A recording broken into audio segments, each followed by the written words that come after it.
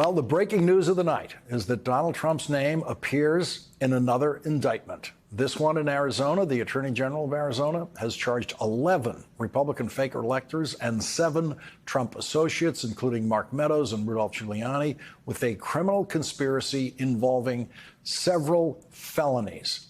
The indictment says it was, quote, a scheme or artifice to defraud by preventing the lawful transfer of the presidency of the United States, keeping President Donald J. Trump in office against the will of Arizona voters and depriving Arizona voters of their right to vote and have their votes counted under the United States Constitution, Arizona Constitution, Article 7. Donald Trump also appears later in the indictment in the detailed description of the crimes as unindicted co-conspirator 1.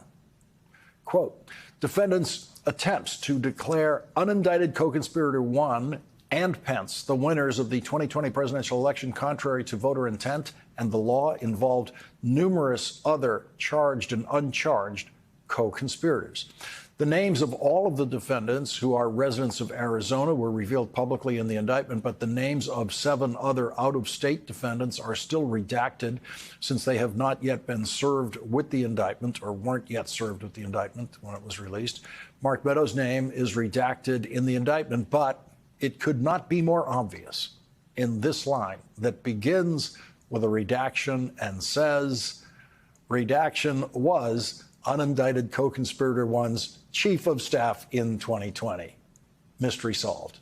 The other Trump associates, easily identifiable from the description of their actions in the indictment, are attorneys John Eastman and Jenna Ellis, Trump aide Boris Epshteyn, Christina Bobb, and Trump campaign operative Mike Roman. The indictment says defendants and unindicted co-conspirators schemed to prevent the lawful transfer of the presidency to keep unindicted co-conspirator 1 in office against the will of Arizona's voters. This scheme would have deprived Arizona voters of their right to vote and have their votes counted. Republican presidential elector defendants then voted for President Donald Trump and Vice President Michael Pence on December 14th, 2020, falsely claiming to be the duly elected and qualified electors for president and vice president of the United States from the state of Arizona. Defendants deceived the citizens of Arizona by falsely claiming that those votes were contingent only on a legal challenge that would change the outcome of the election. In reality, defendants intended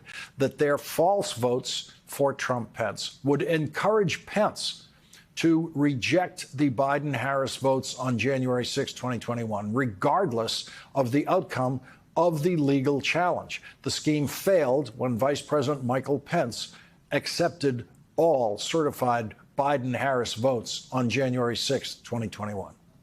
The indicted fake electors include Kelly Ward, who was the chair of the Arizona Republican Party, who was indicted along with her husband, Michael Ward, as a fake elector. 2 Republican members of the state legislature have been indicted as fake electors, Jacob Hoffman and Anthony Kern. For anyone who still needs a lesson in how much your vote matters, the Democratic Attorney General of the state of Arizona won her election by 280 votes. 280 votes out of 2.5 million votes cast. So if a couple hundred people didn't get to vote that day or voted differently in that election, we would not be reading these indictments tonight. Tonight, Arizona's Attorney General, Kris Mayes, announced the indictments. Hi, I'm Arizona Attorney General Kris Mayes. Let me start by thanking everyone for your patience as we conducted a thorough and professional investigation over the past 13 months into the fake elector scheme in our state. I understand for some of you today didn't come fast enough, and I know I'll be criticized by others for conducting this investigation at all. But as I have stated before and will say here again today, I will not allow American democracy to be undermined. We're here because justice demands an answer to the efforts that the defendants and other unindicted co-conspirators allegedly took to undermine the will of Arizona's voters during the 2020 presidential election. Arizona's election was free and fair. the people of Arizona elected President Biden. Unwilling to accept this fact, the defendants charged by the state grand jury allegedly schemed to prevent the lawful transfer of the presidency. The defendants and other unindicted co-conspirators raised false claims of widespread voter fraud in Arizona to pressure elections officials to change the outcome of a transparent, free, and fair democratic election. Those efforts ultimately failed when officials stood firm, followed their statutory duties, and officially certified Arizona's election on November 30th, 2020. These defendants deceived the citizens of Arizona by falsely claiming that those votes were contingent only on a legal challenge that would change the outcome of the election. In reality, the defendants intended that the false votes for Trump and Pence would encourage Vice President Pence to reject the certified Biden-Harris electors' votes, regardless of the result of any legal challenge. As you will recall, none of the legal challenges filed in Arizona state and federal courts regarding the 2020 election were remotely successful at any stage of the case. That scheme failed when Vice President Pence upheld the rule of law and accepted all certified Biden-Harris votes on January 6, 2021.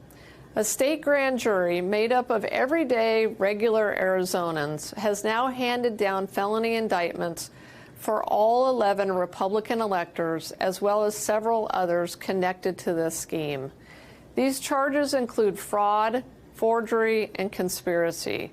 These charges are Class 2, 4, and 5 felonies.